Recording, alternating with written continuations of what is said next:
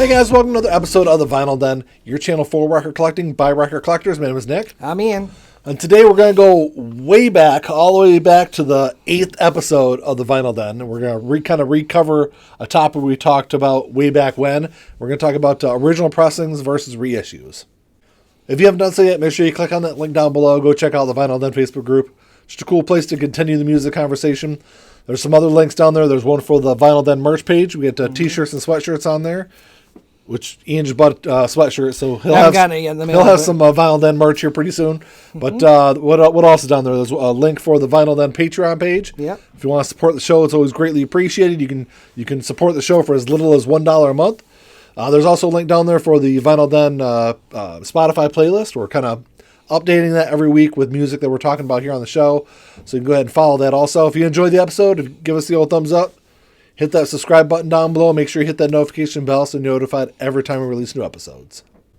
So way back in episode, I think it was episode, what did you say it was? Episode 8? Mm-hmm. Episode 8, we talked about this this is like the 200, we've done like 270 episodes. So I've done about half of those. You've done a lot less than half of those.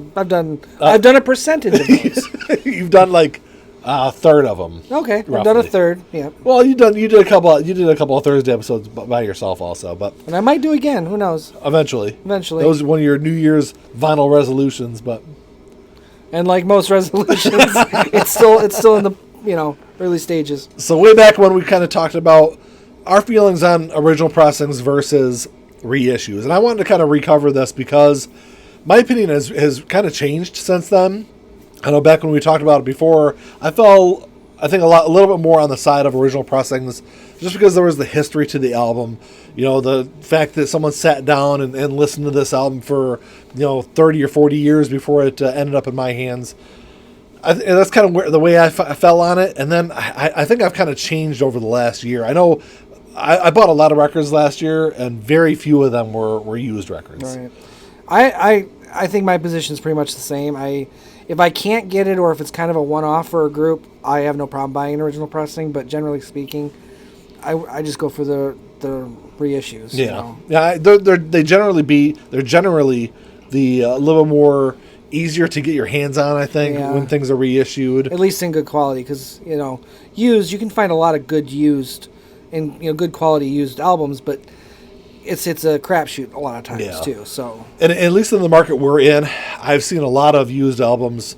The used album supply has really kind of dried up over the last year. Definitely in our area. Yeah, and I think more and more people are kind of holding on to some of their older albums. So some of the stuff that I'm really looking for, that I wouldn't mind picking up a used copy of it, it's just really kind of hard to find. And, so it's either paying a little bit more and buying it off of Discogs, or just picking up a reissue. So a lot of the times I've been kind of falling on the side of just picking up a reissue when it's available. And like I said, that's how I've kind of always been. Plus, if an artist's catalog has been reissued or is in the process of being reissued, I'm weird. I can't have like half used, half reissued. They all have to be kind of uniform. Yeah, it's a weird thing for me, but I prefer uniformity in all of it. Which is why I haven't bought any Iron Maiden used albums, even though some of them would be a lot easier to find that way. Yeah. Because some of them haven't been reissued yet, or they've been reissued and they're really super expensive. Yeah. So I've avoided going that route with Iron Maiden because I want all of them to be uniformly reissued. Yeah. And I think to kind of go along with the used market kind of drying up is the price of used vinyl has really gone up. Right. That's why I think of like the No More Tears reissue that came out last year. That was one I was really excited to get because it's an album I've wanted for a long time, and there was no way I could pay the several $100s that original price. Yeah, I think the cheapest I ever saw it going for was like $190 or $200.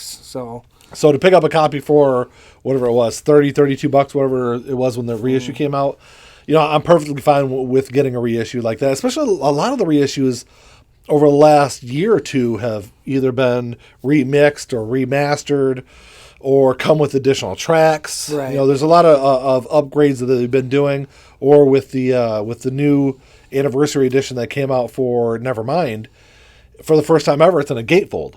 Right. So I know little things like that probably doesn't mean a lot to a lot of people out there, but just the aesthetics of the gatefold, added a little bit something for it to me. But even though it's not the best sounding version of that album, just having just the gatefold kind of just adds a little something to it. I would say it's kind of akin really to when CDs first came out. A lot of times they were basically low quality versions being put onto CD. In the very beginning. Right. So once the industry and the technology grew and you started getting into the late 90s and early 2000s, most everything that was originally on CD in that lower quality was being remastered and being put out. And even though you already had a copy of it, you're going to want to get the remastered because it's going to sound better. It's not remixed necessarily, but remastered at a higher quality and put onto the CD. A perfect example of that for me was Jethro Tull's Broadsword and the Beast. The original CD version of that sounded terrible. Then they remastered it. The remaster sounds great. But that's like 2004, CD to CD. And that's kind of how I equate it with original pressings versus reissues. Is you're going to get those higher quality, generally speaking. I don't know about that because I know a lot of times, a lot of people out there have said, I guess I really haven't noticed it with some of the original pressings I've had versus reissues, but there's a belief out there that the original pressings, because it's the the first pressing off of the original tapes, that's going to have a slightly better overall sound. But I think a lot of that kind of comes down to mastering also. So that's what I'm saying. Like the newer ones are going to be modern masters. They're going to be, generally speaking, modern masters. Not always, but we'll say most of the time. Yeah. When you buy a reissue, it's going to be remastered.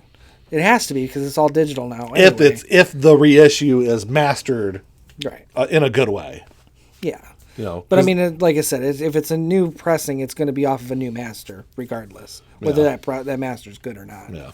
So, I guess on the ones the albums I have that I've got reissues of versus original pressings, I guess I haven't heard that big of a difference between the two to really push me one way or the other. And that's why I kind of feel like I have picked up so many reissues last year. I'd say a vast majority, probably 95% plus of the albums I bought last year were all reissues. And some of that I think is because there were so many great reissues that came out last year of albums that have been out of print for a long time, whether it's Ozzy's No More Tears or Losing Streak by Less Than Jake. There's a lot of albums that came out that even if the original pressing was a fantastic, maybe superior sounding album, paying several $100s for an original pressing versus, $25, $30, $35 for a reissue, if there is a slight, audio difference, I'm okay still with having the reissue, even if it is maybe slightly subpar. Right. And audio. For me, I like I said, I just think that if you're getting a new one, you're probably getting at least the most recent master. Yeah. So, you're going to get arguably better quality, but not necessarily. I have heard reissues that are inferior. That the mastering is not great on. I know there was I'd say that's the rare occasion. I know there was that big complaint about the Slave to the Grind reissue that came out for Record Store Day. What was that, last year? That there was a lot of complaints that the mastering on that was not great. Not good. Yeah. So, and I know that I don't think the mastering for the Slave to the Grind that's in the box set is the same master or the same pressing the reissue was last that year. The reissue was.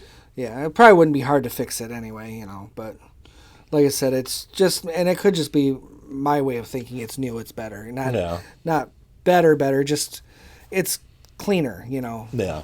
So. A lot of times you're gonna get albums maybe that were in just a regular sleeve when it was originally pressed. Now you're getting it in a gatefold, or it's being released or reissued on 2 LPs versus one. Because there's a lot of albums, especially in the 80s, where you're getting 55 plus minutes of music crammed on a single LP. Right. So you're getting a lot of like inner groove distortion and things like that, where it's just too much crammed on such a small space, where it's being reissued. Now they're separating, they're kind of spacing it out a little bit over 2 LPs.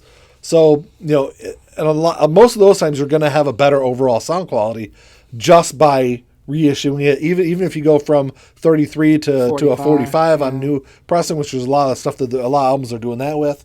So there's a lot of different ways that I think you can get at least an equal sounding pressing out of a reissue from a reissue. Well, that's all we got for you today, guys. Thanks for checking the show out. Drop us a comment down below. Let us know what you guys think about reissues. Like I said, I wanted to kind of cover this topic again because it was kind of early on the channel, and I really kind of want to get a conversation going about this. So let us know what you guys think.